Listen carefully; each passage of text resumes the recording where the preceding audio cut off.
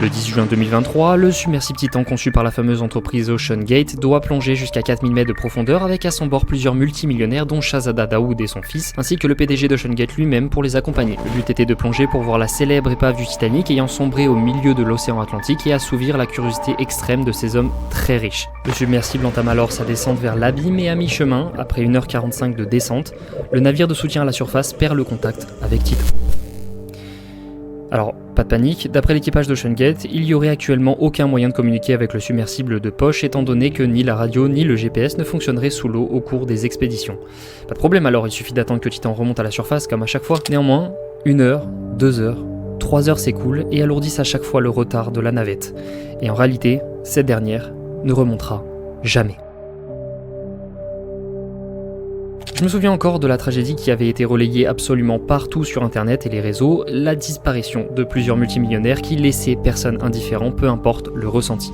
Évidemment, l'entreprise OceanGate est tout de suite critiquée et mise à défaut, malgré la présente disparition de leur PDG, et alors qu'on théorise sur la survie des participants de l'expédition, sur leur temps de survie avec la réserve d'air, etc., beaucoup de choses inquiétantes ressortent sur OceanGate. Cam, I just want to clarify a point on that. When you say they were operating without a plan, do you mean a backup emergency rescue plan? Yeah, exactly. Issue was, it was time and cost. It would take too long and way too expensive. It's ridiculous. And in his words, it stifles innovation. I said, well, you know, you could still be innovative. Alors si effectivement communiquer sous l'eau en profondeur n'est pas quelque chose de facile, c'est pas non plus impossible et il le faisait justement via l'intermédiaire d'une messagerie. Et le problème, c'est que c'est trop imprécis et très peu fiable comme vous pouvez le voir à l'écran. Titan n'arrivait plus à communiquer avec le bateau de support. À cela s'ajoute le fait que le submersible ne serait même pas équipé de balises de détresse pour le localiser en cas de pépin. Et je me souviens aussi que la manette de PlayStation utilisée pour piloter l'engin avait été vivement critiquée en faisant passer cette expédition dangereuse comme un jeu pour Stockton Rush, le PDG d'OceanGate. Une attitude insouciante qui se serait reflétée dans ses réponses vis-à-vis des critiques et des mises en garde concernant le fait qu'il tuerait quelqu'un un jour avec ce projet Titan. De plus, il aurait passé outre une homologation du sous-marin qu'il a décrit lui-même comme expérimental et trop innovant pour être homologué ou classifié par une organisation quelconque, quelque chose qui a été remis en question par les experts de la Maritime Technology Society, littéralement ignoré par OceanGate. Et pire encore, selon l'AFP, certains conflits internes auraient éclaté lorsque le responsable de la sécurité de l'époque avait émis de gros doutes justement sur la sécurité de Titan. Il a juste fait son travail. Il voulait vérifier les documents concernant le hublot de Titan étant donné qu'il est conçu pour descendre jusqu'à 1300 mètres, alors que je rappelle que l'épave du Titanic est à 4000 mètres de profondeur, donc le hublot allait être soumis à une pression 400 fois supérieure à celle de la surface. Cependant, OceanGate lui a refusé l'accès aux documentations de ce hublot, ce qui est très bizarre, vous le concevez, et ils ont aussi refusé certains contrôles non destructifs pour s'assurer que Titan pouvait bien résister à cette pression, à cette profondeur. Il sera ensuite licencié en faisant son travail jusqu'au bout, en violant une clause de confidentialité vis-à-vis des normes de sécurité qui étaient visiblement fébriles. Et pour vous dire, au lieu de régler le problème, ils ont simplement donné une décharge à signer avant chaque expédition pour dire qu'OceanGate n'est pas responsable en cas de blessure, de choc émotionnel violent ou de mort. Le mot mort est explicité 3 fois sur la première page de la décharge. Je sais pas si on peut appeler ça un funeste présage. Mais du coup, qu'est-ce qui s'est vraiment passé? Est-ce que les passagers sont encore en vie? Et le 22 juin 2023, un champ de débris a été découvert à 3800 mètres de profondeur, proche de l'épave du Titanic. Récemment, on a même pu voir une multitude d'images des restes du sous-marin, notamment cette photo qui est la première étant prise. Et ces débris seront ensuite remontés et analysés pour savoir s'ils appartenaient bien à Titan, toujours avec un infime espoir que ce ne soit pas le cas. Malheureusement, les débris appartiennent bien au sous-marin. Et les 5 passagers, dont le PDG d'OceanGate, sont déclarés décédés le même jour au vu de l'état du véhicule. Le 28 juin, des restes humains sont retrouvés au milieu des décombres de Titan, ce sont ceux des passagers.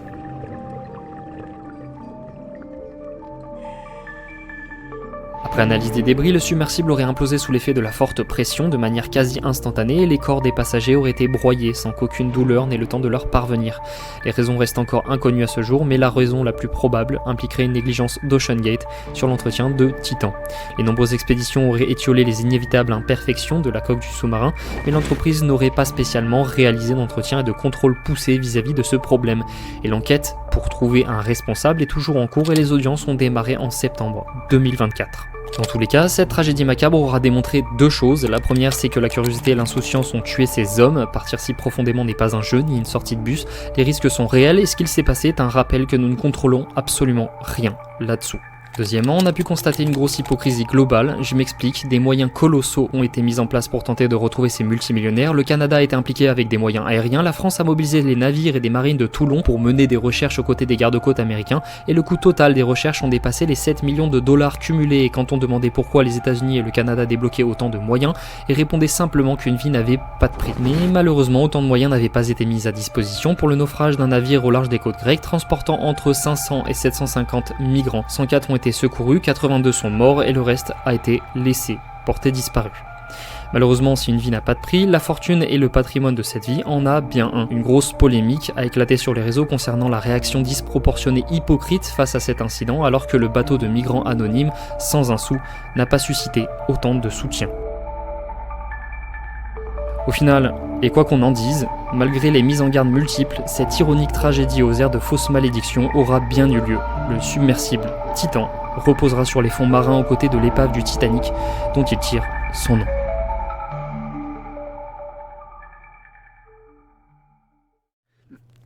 Vous l'aurez compris, aujourd'hui je ne vais pas vous faire arpenter les galeries souterraines, mais plutôt vous faire plonger vers l'abîme qui compose 70% de notre planète. Les océans, les profondeurs, les abysses et ces dangers les plus difficiles à outrepasser pour l'homme, réunissant la plupart des peurs les plus viscérales pour l'humanité. Alors pour ce faire, bienvenue sur ma chaîne, et plongez avec moi vers le gigantisme et l'inconnu.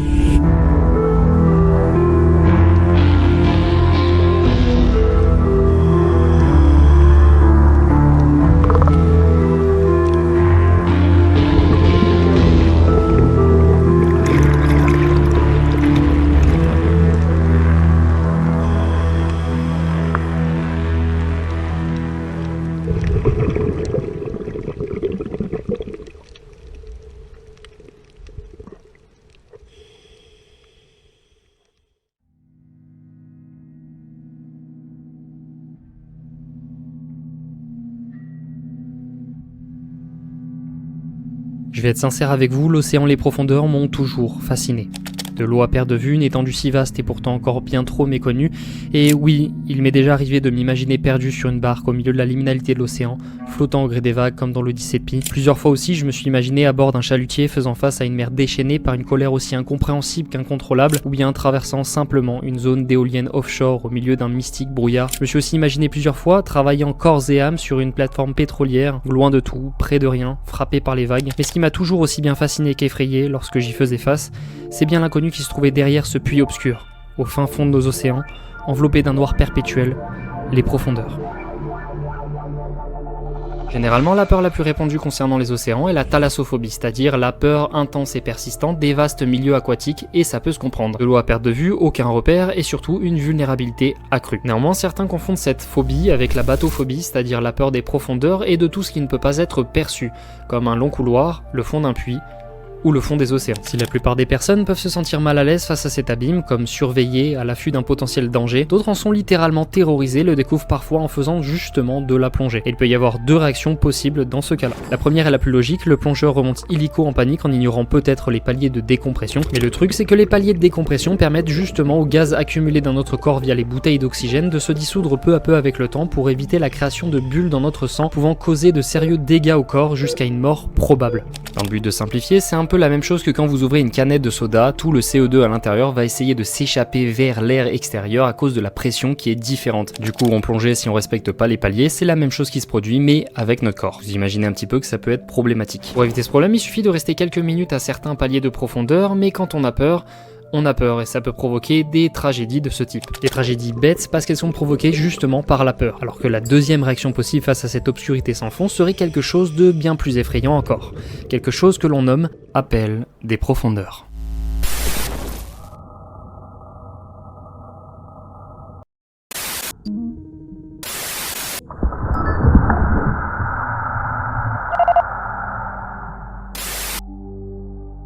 Imaginez, vous êtes face à cet abîme opaque, comme hypnotisé par la peur, comme si cette masse obscure vous observait, comme si elle vous appelait en criant votre nom.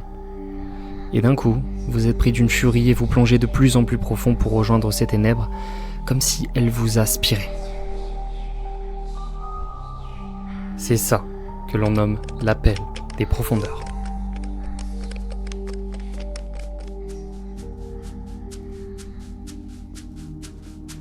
La première fois que j'ai trouvé la mention de cette réaction date du 31 mai 2020 sur le board X Paranormal de 4chan. Un anonyme racontait plusieurs anecdotes d'un ami plongeur qu'il avait nommé Frank sur le post, et comme je vous l'expliquais, il décrit que la réaction la plus normale face à l'obscurité des profondeurs serait la peur, la panique ou le malaise, mais qu'il aurait aussi justement vu cette seconde réaction illogique qu'il ne pouvait pas décrire autrement que par l'appel des profondeurs. En fait, Frank était un instructeur de plongée et un jour comme un autre, il a sauté à l'eau avec plusieurs enfants. Tout de suite, il s'est rendu compte qu'un des gamins s'éloignait un peu trop du groupe en fixant le noir opaque sous ses pieds, immobile, et Frank s'approche alors pour le récupérer, mais l'enfant aurait soudainement dévié son bras avant de plonger en piqué vers les profondeurs. Et là, Frank, il comprend pas, il se fige une seconde, puis il se rend compte qu'il doit aller le récupérer et part à sa poursuite jusqu'à ce que l'enfant atteigne 30 mètres de profondeur. Frank réussit à attraper sa jambe, mais l'enfant se retourne, sourit et frappe Frank une seconde fois avant de disparaître au fond de l'obscurité, comme s'il était pris d'une folie furieuse. La plupart des utilisateurs et des réditeurs qui ont relayé ce post s'accordent à dire que ce mystérieux appel des profondeurs serait en fait dû à une narcose à l'azote,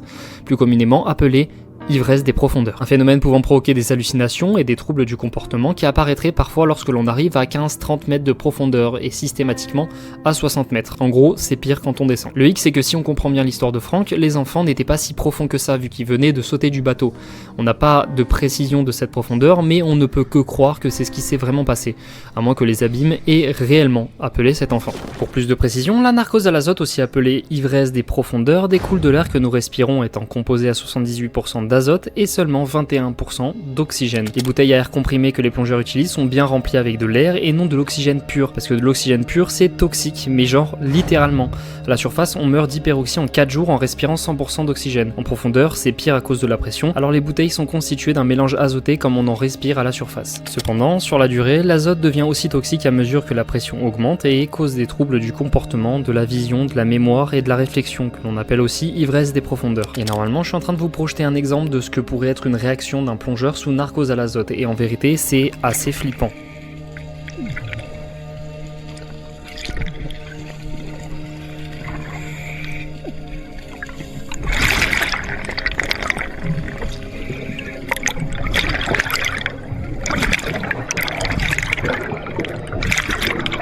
Et c'est justement aussi à cause de l'azote qui s'accumule dans le sang que les plongeurs doivent respecter des paliers de décompression comme expliqué précédemment avec les bulles de gaz qui peuvent se former et provoquer des lésions irréversibles. Contrairement au non-respect des paliers de décompression, l'ivresse des profondeurs n'aurait semble-t-il pas d'effet néfaste sur notre corps et se résorberait assez rapidement lorsque l'on remonte vers la surface au palier le plus proche. Non, le vrai problème c'est surtout le comportement erratique du plongeur qui peut causer des problèmes et surtout le mettre en danger, notamment à cause des hallucinations et de la peur qui résulte de cette ivresse. Et l'exemple le plus connu est certainement celui de Yuri Lipski qui est assez récent, d'autant plus que tout a été filmé, il a tout filmé.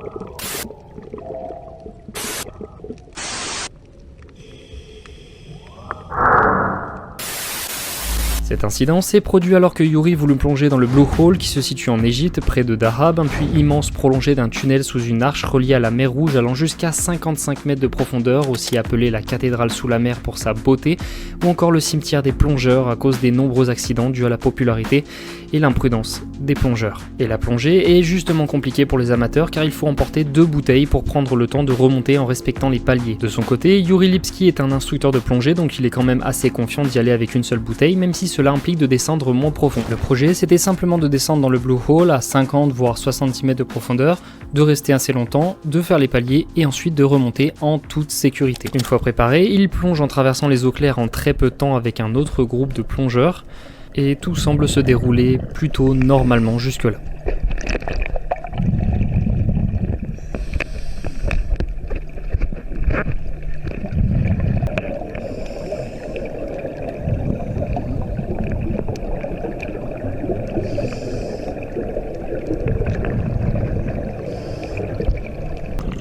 Mais plus les secondes passent, et plus l'eau devient terriblement noire. Et en l'espace de 4 minutes de descente non contrôlée, Yuri était devenu un poids mort qui continuait de couler depuis les eaux claires jusqu'aux profondeurs.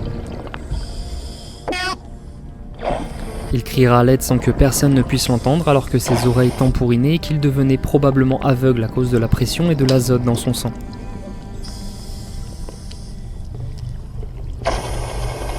Ce qu'il faut comprendre, c'est que Yuri Lipski n'a pas pu suivre ses camarades pour une raison ou pour une autre et a commencé à plonger en piqué vers le fond à une allure qui est effrayante. Et justement pour ça, certains ont simplement pensé qu'il cherchait l'arche, mais sans bouteille de Trimix ou d'Heliox ou sans neutraliser sa flottabilité à 50 mètres, à cette profondeur, ça aurait été littéralement du suicide. La vérité, c'est qu'on ne sait pas ce qui s'est passé. Certains pensent toujours à une panne d'équipement ou simplement à un début de narcose, mais en tout cas, au vu de son cri et des gémissements, la descente n'était pas du tout voulue. Et le truc, c'est que cette descente involontaire et incontrôlée, il va la continuer et à force de suivre le fond du trou, il va aussi traverser l'arche qui se trouve dans le Blue Hole et se retrouver face à l'immensité de la mer Rouge. Et à ce moment-là, il était sorti de l'arche en basculant vers la mer Rouge à 115 mètres de profondeur. Il était si profond que la lumière disparut. Si profond que la narcose à l'azote survient en quelques secondes, provoquant une furie qui le pousse à s'accrocher à tout ce qu'il peut trouver en profondeur, en tentant d'avancer, mais il panique, il se perd, il délire. Il est littéralement sous l'emprise de l'ivresse des profondeurs.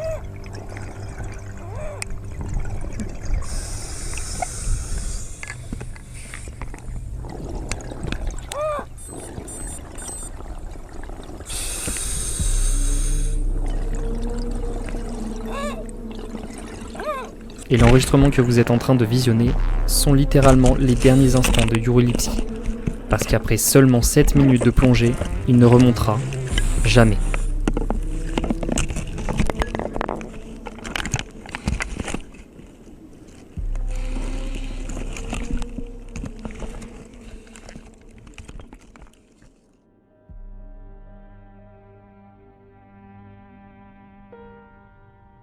Son corps fut récupéré le lendemain par Tarek Omar, un des plus grands plongeurs en eau profonde du monde, qui avait d'ailleurs essayé de dissuader par 2 fois Yuri de faire cette plongée qui aura eu raison de lui, et par la même occasion, il récupéra aussi sa caméra intacte contenant l'enregistrement que je vous ai montré.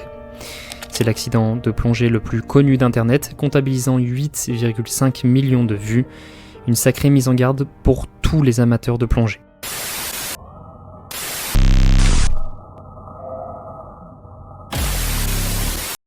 Je pense qu'on est tous d'accord, l'histoire de Yuri Lipski est absolument horrible et terrifiante, mais malheureusement, comme vous vous en doutez, il y a pas mal d'autres histoires de ce genre, et je vais vous en raconter d'autres. Une autre histoire assez connue est celle de Chris Rouse et de son fils de 18 ans, Chrissy, avec qui il entreprenait beaucoup de plongées. Ils ont donc beaucoup d'expérience et savent ce qu'ils font. Le 12 octobre 1992, ils plongent à nouveau en duo pour explorer l'épave d'un sous-marin à 70 mètres de profondeur au large des côtes du New Jersey. Le fils avait beaucoup d'ambition et voulait découvrir des trésors pour que l'on se souvienne de lui comme le nouveau Chuck Hesley, un des pionniers de la plongée souterraine, et justement il avait espoir que cette plongée dans l'épave de ce sous-marin allait pouvoir répondre à ses attentes. Ni une ni deux, le père et le fils s'engouffrent alors dans l'épave et explorent cette dernière. Chrissy, le fils, découvre finalement une boîte dans l'épave et s'attarde dessus en pensant réaliser son rêve, mais surtout en oubliant que le temps est compté là-dessous. Malheureusement, l'ivresse commence à le frapper et son père, qui entendait des bruits sourds venant de sa direction, nage alors pour le rejoindre. Son fils était littéralement en pleine panique et n'arrêtait pas de gesticuler dans tous les sens. Son père essayait de le restreindre comme il pouvait, mais ils ont dû rester un certain temps dans l'épave du sous-marin, à tel point que le père était lui aussi au bord de la narcose. Ni une ni deux, le père tire son fils pour le sortir de l'épave et remonte très rapidement à la surface, à tel point qu'il ne respecte pas les paliers de décompression. La décompression instantanée tuera le père 1h30 après la remontée au bateau, alors que les secours venaient tout juste d'arriver pour les secourir, et le fils, quant à lui, était assez cohérent, mais avait tout le corps paralysé. Ils ont essayé de le sauver à l'aide d'une recompression d'urgence, mais il mourra d'une crise cardiaque. Son cœur était littéralement rempli de mousse et ne pouvait décemment plus fonctionner. Néanmoins, la narcose à l'azote et le non-respect des paliers de décompression ne sont pas les seuls dangers en profondeur, et pour moi, l'histoire la plus tragique en eau profonde est de manière incontestée celle de David Shaw. Celle-ci prend place en Afrique du Sud, dans le gouffre de Bachman, un trou béant d'une profondeur de 283 mètres rempli d'une eau millénaire. C'est plus de 2 fois plus profond que le lieu où Yuri Lipski a vécu ses derniers instants. Imaginez la difficulté pour les plongeurs de s'y rendre. Et pourtant, beaucoup de plongeurs viennent se frotter à ce gouffre justement pour la performance et battre des records inscrits comme imbattables. Par exemple, le plongeur Nuno Gomes atteindra le fond du Bachman Hole pour la première fois de l'histoire en 1996 et ce faisant, il battra le record de plongée en eau souterraine. De la même manière, en 2021, la plongeuse Karen Over s'enfoncera jusqu'à 236 mètres de profondeur en battant le record féminin de plongée. Néanmoins, si ce trou abrite des opportunités de performance, cela sous-entend aussi des dangers d'autant plus grands. Inévitablement, un premier décès sera décompté en 1993 dans la quête d'atteindre le fond du trou Bachmann. On parle de la mort d'Eben Leyden qui sera mort à 60 mètres de profondeur, probablement à cause d'une narcose à l'azote, et son corps sera immédiatement récupéré par son coéquipier. Malheureusement, cette mort ne sera pas assez pour contenir la témérité de Don Dreyer en 1994, et malgré son expérience de 200 plongées accumulées, lui aussi mourra pendant la remontée, probablement à cause de son oxygène devenu toxique. Sauf que ce coup-ci, le corps ne sera pas récupéré, et tombera lentement jusqu'au fond du gouffre.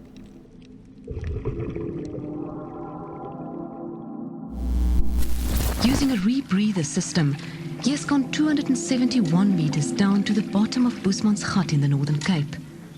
And he brings news from the deep. He has found the body of Dion Dreyer, a young diver who drowned here 10 years ago. It wasn't very steep. And when I saw the body over to my left, I thought, oh, that's the end of going deep.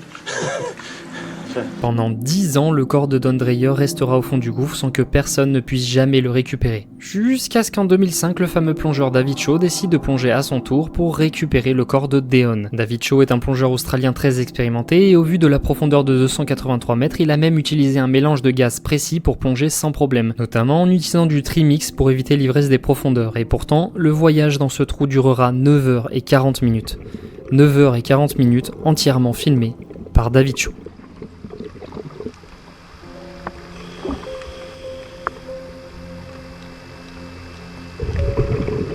David Shaw plonge alors avec son meilleur ami et support Don Shirley. Ils entament la descente avec tout le matériel nécessaire pour remonter le corps de Deon ainsi qu'une puissante lampe pour éclairer jusqu'en profondeur. Son ami Shirley l'attend un peu plus en haut tandis que David continue la descente seul, confiant et déterminé.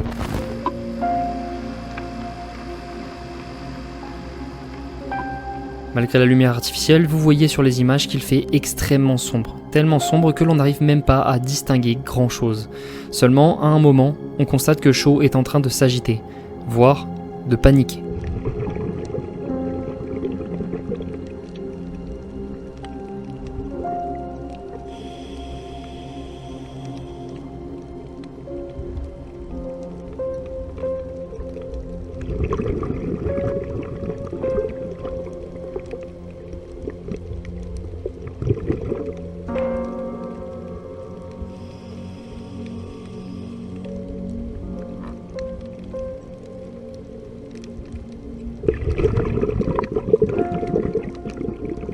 Arrivé au fond du gouffre à 270 mètres de profondeur, il finit par retrouver le corps de Don Dreyer comme espéré, mais se rend compte que ce dernier flotte et qu'il n'est plus du tout solide mais visqueux comme du beurre. En fait, les cadavres ne peuvent pas se décomposer de la même manière que dans un milieu de terre, étant donné qu'il n'y a pas la même flore, la même faune et les bactéries qu'il y a à l'intérieur. Le milieu aquatique transforme alors le corps en une matière que l'on appelle adipocire, qui est vaguement ressemblante à du beurre au toucher. À cause de la matière visqueuse composant maintenant le cadavre de Don Dreyer, ces restes se mirent à flotter d'un coup et David essayait de tout rassembler dans la panique. On pourra même voir le masque de Don dans la poussière qui émane du sol. Malheureusement, dans la panique, le cordon de sa lampe s'emmêla avec le cordon du sac mortuaire dans lequel Shaw avait rassemblé les restes de Don Dreyer, et ce faisant, il était piégé à 270 mètres de profondeur avec un cadavre volatile. Les dernières images montrent David en train de lutter pour se libérer de cette situation dangereuse, en vain, puisque ce que vous voyez sont aussi les derniers moments de David Shaw.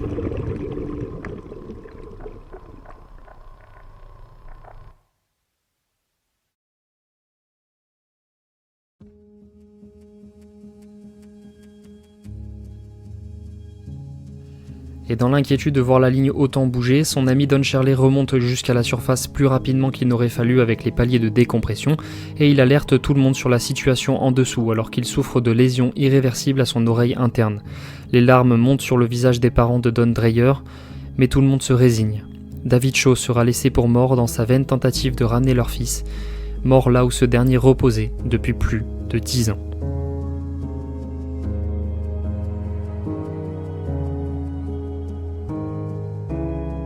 And it was while setting a world record there last year that he discovered the body of another diver, Dion Dreyer, who died 10 years ago. And so Shaw returned to recover the body. The mission was successful, but ultimately it cost him his life. Toutefois, les corps seront remontés 4 jours plus tard sans faire exprès, étant donné qu'ils étaient littéralement emmêlés avec le matériel de plongée à cause de l'agitation de David Shaw. Une histoire au dénouement tragique qui prouve encore une fois qu'une seule erreur en profondeur peut signer notre arrêt de mort. Et justement pour ça, sa mort aura résonné comme un immense avertissement dans le monde de la plongée et aura même plusieurs hommages, comme notamment un film documentaire sorti en 2020. Je dois dire que j'ai parcouru beaucoup de posts 4chan racontant des mésaventures bizarres, des expériences hallucinantes à base d'ivresse de profondeur et d'autres témoignages que l'on pourrait jusque-là qualifier de paranormal. Et évidemment, ce sont tous des témoignages qu'il faut prendre avec des pincettes, mais les lire me permet d'entretenir le mystère, l'espoir que l'homme n'a pas encore tout découvert et qu'il n'a pas encore tous les moyens de le faire. Et d'ailleurs, à ce propos, il y avait un témoignage qui m'avait plutôt bien marqué d'un homme qui devait plonger pour récupérer le corps d'un abruti bourré sans gilet de sauvetage qui s'est malencontreusement noyé au fond du lac. Apparemment, ce lac était assez profond pour utiliser des bouteilles contenant un mélange de gaz pour éviter l'ivresse des profondeurs, un peu comme David Shaw avec le Trimix. Il descend alors au fond du lac assez rapidement avec un coéquipier et en 5 minutes, il arrive à retrouver le corps du gamin, tête dirigée vers la surface comme si on l'avait tiré jusqu'ici. En essayant de pas trop s'attarder, il attache alors le câble au cadavre et commence à nager vers la surface en laissant sa ligne de vie derrière lui. Il s'arrête au premier palier de décompression pour assurer la sécurité, mais alors que son corps décompresse, il se rend compte que sa ligne de vie se déroule à une vitesse inquiétante, comme si quelque chose l'a tiré vers les profondeurs du lac. Cela lui aura pris une demi-seconde pour se rendre compte que sa bobine allait être entièrement déroulée, qu'il finirait aspiré vers le fond en un rien de temps. Alors sans réfléchir, il essaie de l'arrêter avec sa main, mais elle finira presque sectionnée net à cause de la vitesse de la ligne. Dans un élan de sang-froid, il finira par couper l'attache qui retenait sa bobine à sa combinaison, juste avant que cette dernière ne disparaisse d'un coup dans les tréfonds. Ses collègues lui auraient assuré que c'était dû à une narcose à l'azote et que l'ivresse lui aurait fait croire au déroulement soudain de sa bobine et que même il se serait, je sais pas, coupé au couteau dans la panique. Moi j'y crois pas trop. Malgré tout, il ajoute que l'ivresse des profondeurs peut réellement agir comme un psychotrope avec des hallucinations similaires à un face-à-face avec le monstre de Cthulhu ou des poulpes et des poissons avec un visage humain par exemple. Mais pour le coup, ce qui a quasiment tranché sa main était vraiment une ligne qui se déroulait à toute vitesse et non un couteau d'après son docteur. Parce qu'en effet, la coupure était beaucoup trop nette et accompagnée de brûlures comme si un fil avait raclé très vite sa main. S'il hallucinait vraiment, alors qu'est-ce qui a coupé sa main? Il ajoutera ensuite que la force avec laquelle la bobine a disparu dans les tréfonds aurait pu largement fracturer son dos et le tuer sur le coup. Malgré tout, il arrivera quand même à garder son sang-froid malgré la peur, la douleur et sa main qui pissait le sang pour remonter à la surface avec le cadavre bien attaché. Il annoncera dans un dernier post que cette expérience aura été aussi terrifiante que sa première rencontre avec un enfant mort noyé. Ce qui le garde encore éveillé aujourd'hui est le fait que le garçon qui l'a récupéré était au fond du lac, immobile, comme si on l'avait tiré jusque-là et que sa ligne était réellement tirée vers les profondeurs. Il se dit encore que quelque chose aurait pu tirer son corps jusqu'au fond, ou bien que quelque chose avec une force indescriptible aurait attrapé sa ligne et le tiré comme s'il n'était qu'un simple poisson. C'est littéralement terrifiant.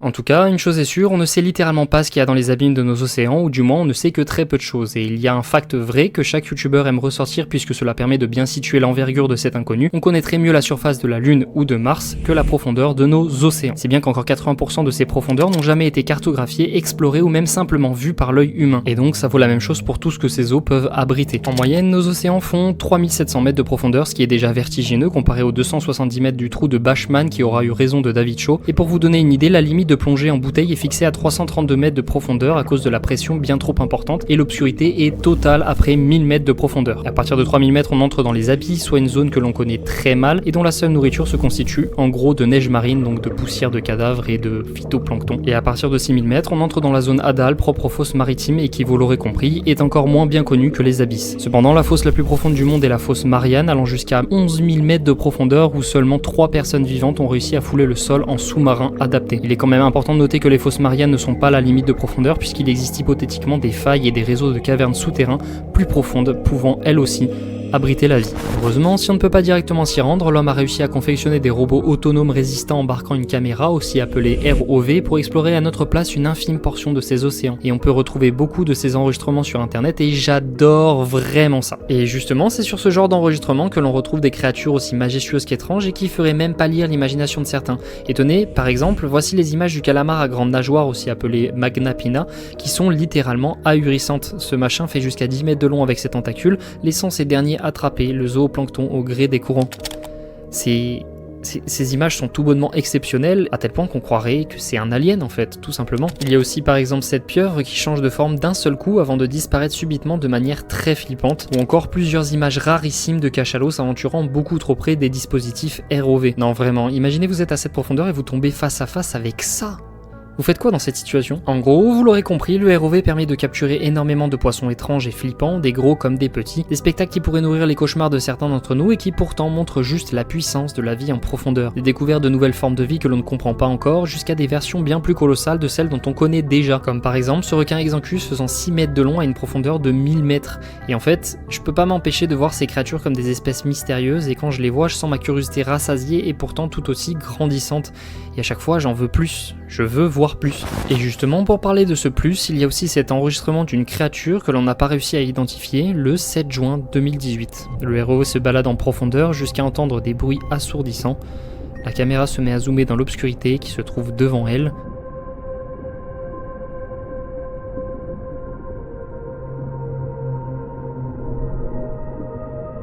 Et des yeux scintillent. Des yeux scintillent. Et une immense silhouette se dresse avant de disparaître dans l'obscurité. Alors là, on se dit, bordel, qu'est-ce que c'était? Mais heureusement, cet enregistrement ROV est complètement faux, créé et assumé par Hollywood Scotty pour faire quelque chose de flippant. Par contre, ce que je vais vous présenter dans quelques instants est bien réel.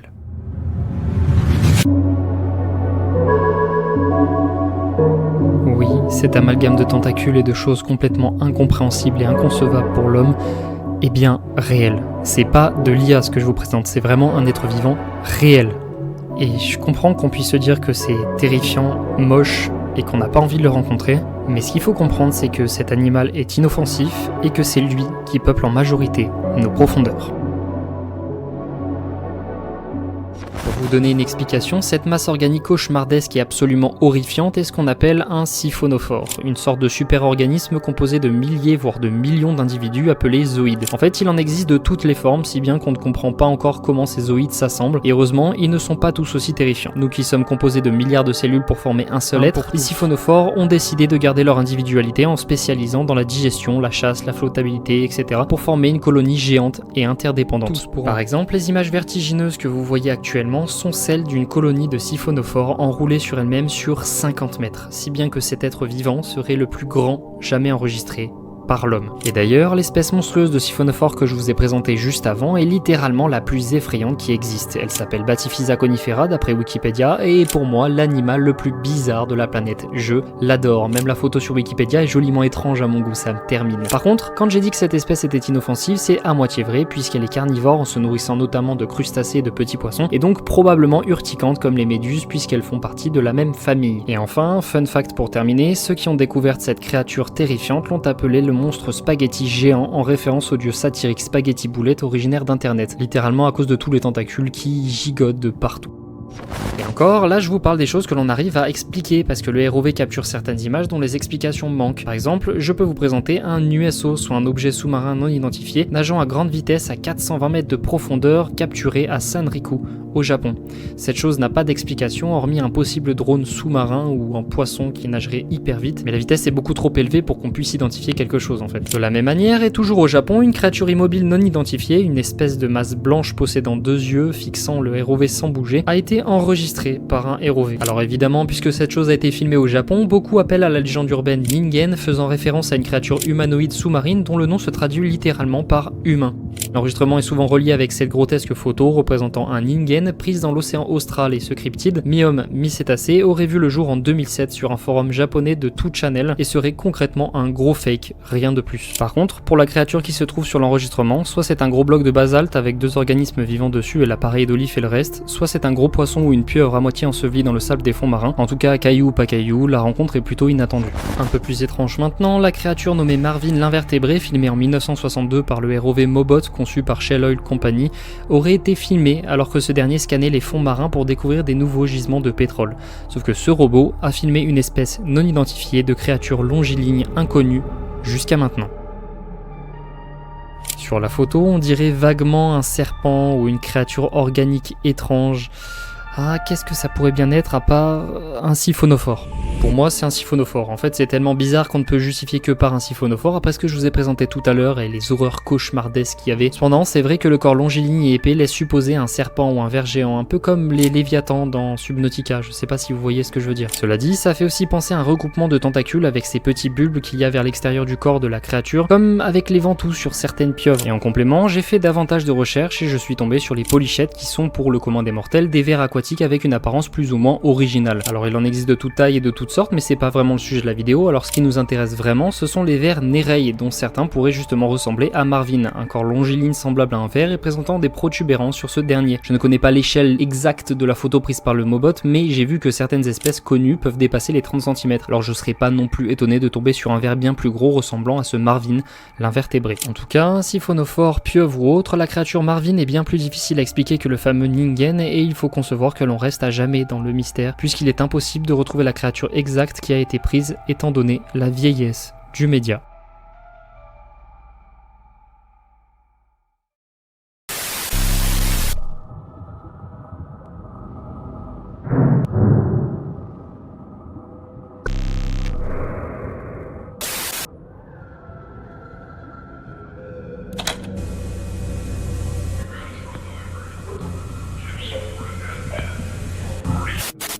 Et pour finir, je vais vous parler d'un dernier cryptide des fonds marins, la légende du gigantesque tapis noir des profondeurs qui a vu le jour sur un très connu thread 4chan. Apparemment, sa constitution s'apparenterait justement à un siphonophore complètement noir qui ramperait à grande vitesse sur le sol maritime. Un anonyme raconte un témoignage d'un gars qu'il a eu d'un autre gars qu'il a aussi eu d'un autre gars et insiste donc sur le fait de le prendre avec des pincettes.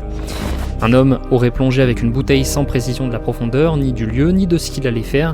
Bref, il plonge et commence à entendre des longs bruits graves et assourdissants, comme le bruit distordu d'une baleine. À mesure qu'il s'approchait du fond, il se mit à entendre de plus en plus de craquements décrits comme si 1 million de crevettes étaient ouvertes en même temps. Et plus il s'approchait, plus le son était bruyant. À tel point qu'il se mit à penser que c'était un prank d'un sous-marin avec un sonar qui essayait de lui faire peur ou un truc du genre, jusqu'à ce qu'il allume sa lumière sur le sol marin, qui se mit littéralement à bouger, comme si le sable avait pris vie en s'enfuyant à grande vitesse. L'image que vous visionnez a été réalisée par mes soins sur Photoshop, mais ressemblerait à ça, une créature plate d'une longueur de 1000 mètres composée d'énormément de petites créatures comme un siphonophore, mais dont se dégageraient plusieurs bruits de craquement. Il y aurait aussi plusieurs longs tentacules translucides de plus de 6 mètres flottant vers le haut. En gros, une créature cauchemardesque. Notez qu'il y aurait aussi un témoignage d'un type qui serait parti en profondeur pour réparer un câble sous-marin de fibre optique et qui aurait croisé cette créature en faisant les réparations. La dernière se serait enfuie en hyper vitesse et alors qu'il essayait de la rattraper, il se serait rendu compte qu'une énorme portion du câble manquait à l'appel, en suspectant évidemment cette étrange bestiole noire tapissant le fond de l'océan. Personnellement, je trouve le témoignage assez bizarre, déjà parce qu'il est vague, mais aussi parce que personne essaierait de rattraper quelque chose qu'il ne connaît pas aussi profondément sous l'eau, à moins d'être suicidaire. Alors, hormis ce que je viens de vous présenter, il y a beaucoup d'autres témoignages anonymes de cette créature fantasque dans ce thread, et notamment une photo prise par un ROV représentant effectivement un siphonophore noir de plus petite taille qui pourrait matcher avec la description de ce tapis noir géant. Néanmoins, continuant les recherches, la théorie la plus probable serait que ce tapis noir de 4chan soit en fait une méduse absolument gargantuesque. En 1953, un plongeur australien s'appelant Christopher Lobb a témoigné avoir aperçu dans les profondeurs une énorme masse brune se rapprocher à mesure que l'eau devenait de plus en plus froide, jusqu'à ce que cette chose engloutisse un requin devant ses yeux.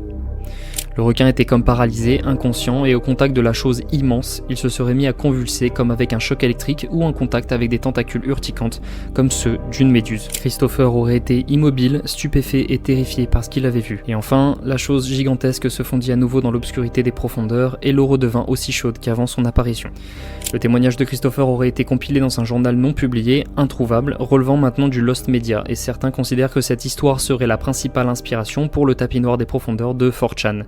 Mais est-ce vraiment une invention ou bien un témoignage de plus? Parce que cette immense créature aurait été aussi aperçue en 1969 par 2 plongeurs dans le sud-ouest des Bermudes. Les plongeurs auraient été lentement suivis par un invertébré, une méduse dont la coupole faisait entre 20 et 30 mètres de diamètre. Je sais pas si vous en rendez compte, mais c'est la taille de 2 églises mis bout à bout. De plus, la coupole serait d'un violet profond et les bords pulsants d'un rose plus clair, et cette créature sera nommée la méduse des Bermudes. En 1973 maintenant, le sous-marin Kuranda faisait une halte dans les profondeurs et serait rentré en collision avec une méduse gigantesque semblable à la précédente, violet profond et diamètre colossal. Elle s'était emmêlée avec le sous-marin et l'équipage a essayé de la dégager à coups de tuyaux, mais l'un d'entre eux se serait fait piquer et serait mort de ses blessures. D'après les analyses du slime de la méduse, la créature serait une espèce gigantesque de méduse à crinière de lion qui est déjà exceptionnellement grande de base. D'autres témoignages isolés du Chili en 1968 et en Thaïlande en 2005 auraient vu aussi la même masse brune que Christopher Loeb avant de disparaître à nouveau dans les profondeurs. Il y a aussi au Japon le rapport d'un homme incarcéré pour le meurtre de sa famille alors qu'il jurait que cette dernière s'était fait engloutir par une méduse gigantesque. Il sera ensuite relâché après avoir répondu négativement au détecteur de mensonges,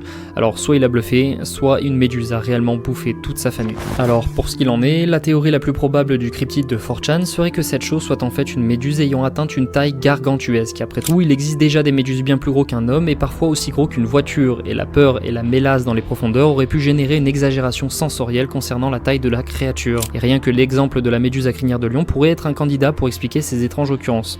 En tout cas, pour moi, l'énorme masse brune de Christopher et le cryptide de 4chan sont sans aucun doute la même créature. En tout cas, je trouve ça sympa comme créature et je vous mets le lien du thread en description si vous voulez aller checker plus en détail. Néanmoins, si 4chan ne semble pas être une source d'information fiable, l'histoire du submersible Deep Star 4000 a pour le coup bien eu lieu. En 1966, le but était de descendre à 4000 pieds sous les mers, c'est-à-dire environ 1200 mètres de profondeur, avec un équipage afin de déposer un instrument hydrographique. La descente se passe sans encombre, la lumière s'éteint peu à peu, les eaux deviennent obscures, froides et silencieuses, jusqu'à ce que la destination soit atteinte. Alors, ce faisant, le pilote Joe Thompson regarde par le hublot et se retrouve nez à nez avec l'œil d'une créature gigantesque. Il ne bouge alors plus, figé durant 8 secondes, le temps que le poisson géant ne disparaisse dans les abîmes. Le poisson aurait fait environ 12 mètres de long, soit bien plus grand que n'importe quel poisson lune qui est l'espèce de poisson la plus grande jamais vue sur Terre. Et selon les rapports, la couleur de la créature serait noire tachetée de gris avec des yeux aussi gros que des plats de cuisine. Sachez bien qu'en 1966, on ne connaissait quasiment rien des profondeurs et que le peu dont on avait connaissance était raisonnablement effrayant. Alors maintenant, imaginez tomber sur une créature aussi colossale à seulement 1200 mètres de profondeur.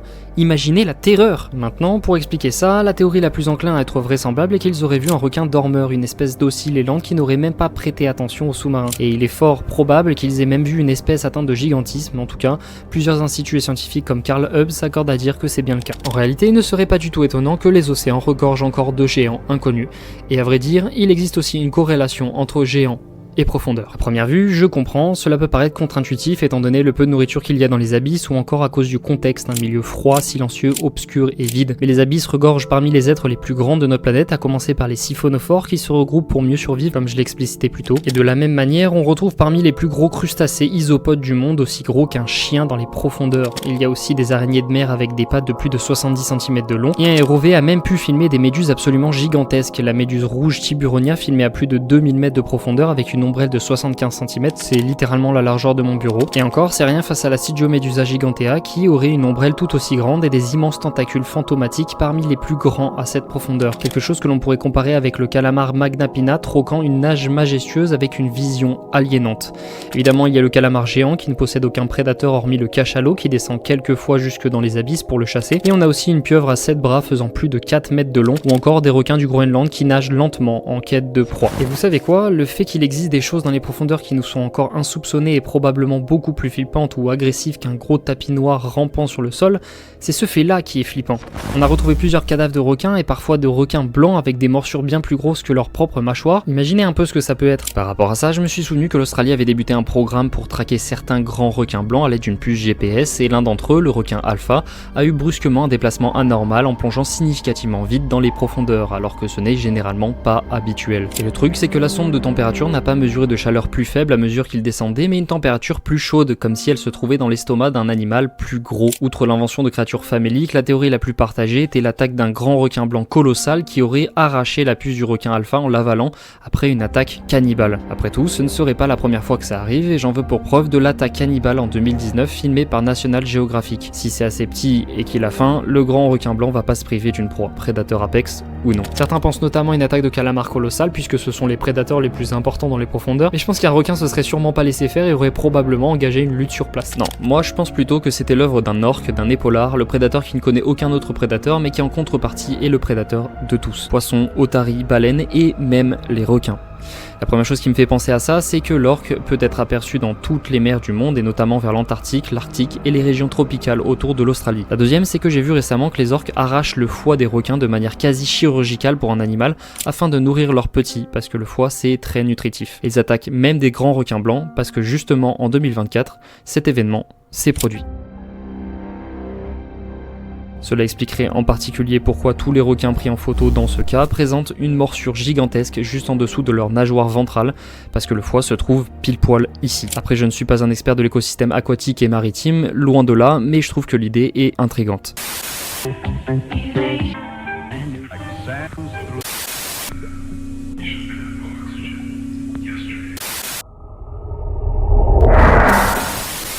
Une théorie que j'aime beaucoup va aussi dans le sens du gigantisme encore inconnu dans les profondeurs de nos océans, le vortex du golfe Aden. Le golfe Aden est un passage d'eau profonde entre Djibouti et le Yémen par lequel énormément de bateaux passent pour le commerce. La profondeur maximum du golfe va jusqu'à 2700 mètres au plus proche des abysses, expliquant donc l'intérêt pour ce lieu si proche des côtes pour pouvoir mener des expéditions. Et des expéditions ou des expériences, ils ont dû en faire. En effet, Wikileaks poste en 2012 des millions d'emails de l'entreprise de renseignement Stratfor concernant un immense vortex formé proche du golfe Aden, accompagné d'événements météorologiques étranges et d'enregistrements sismiques ressentis par les séismographes jusqu'au Canada. C'est loin le Canada. Les documents ajoutent qu'absolument toutes les navies disponibles du monde auraient été mobilisées dans le coin pour arrêter des pirates somaliens. Pour vous donner une idée, je vais vous faire une petite liste de toutes celles qui ont été mobilisées. Donc on a la France, la Belgique, l'Italie, l'Allemagne, la Suède, l'Angleterre, les Pays-Bas, l'Espagne, le Portugal, l'Arabie Saoudite, l'Iran, Singapour, Malaisie, la Thaïlande, le Japon, la Corée du Sud, la Chine, la Russie,